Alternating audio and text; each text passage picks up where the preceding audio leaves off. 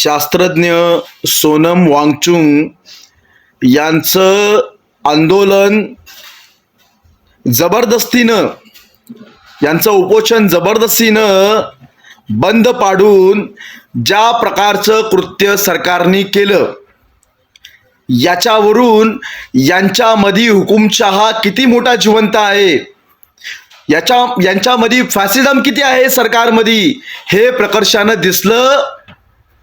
आज पूर्ण देशाला दिसलं. या घटनेचा तीव्र निषेध करतो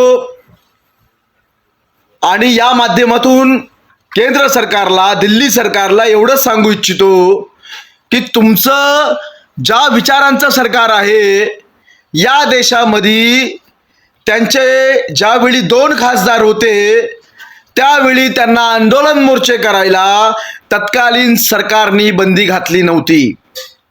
आज तुम्ही जे पेरत आहात, आज जो तुम्ही लोकशाही मार्गाने जी काही आंदोलन, मोर्चे, उपोषण होतात, ती चिरडण्याची, ती दाबण्याची, ती बंद पाडण्याचा जो काही तुम्ही उठाठेव करत आहात, हा लोकशाहीला साजेसा नाही आहे. ही लोकशाही नाही आहे.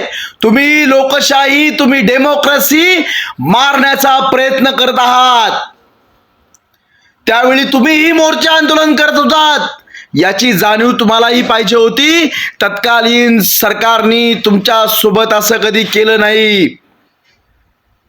ही फॅसिझमची औलाद आहे, ही मनुवादाची औलाद आहे. आज या देशाला प्रकर्षानं जाणवलं आणि समजलं सुद्धा. सोनम वांगचुक यांचं आंदोलन दडपण्यात आलं, दाबण्यात आलं, त्यांना जबरदस्तीनं उचलण्यात आलं आणि अभिजित दिपके यांच्यावरती मारहाण झाली, त्यांच्या सहकाऱ्यांना मारहाण करण्यात आली, त्यांना दाबण्यात आलं. एक गोष्ट केंद्र सरकारने लक्षात ठेवावी, सत्तेचा अमरपट्टा घेऊन कोणी कायम जन्माला येत नाही.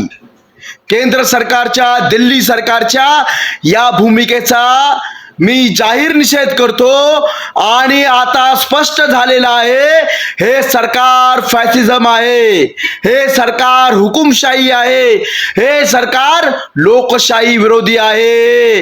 येणाऱ्या निवडणुकीत प्रत्येक भारतीयानं या सरकारला मातीमोल करून टाकावं, यांना यांची लायकी दाखवून यांना हरवून टाकावं. कारण हे लोकशाहीचे मारक आहेत, हे लोकशाहीचे मारक आहेत, हे हुकुमशाह आहेत, हे हिटलरवादी आहेत. आणि अशा हिटलरवाद्यांचा, अशा हुकुमशहांचा मी निषेध करतो. सोनम वांगचुक, आप संघर्ष करो, पूरा देश आपके साथ है, पूरा देश आपके साथ है. जय हिंद, जय भारत.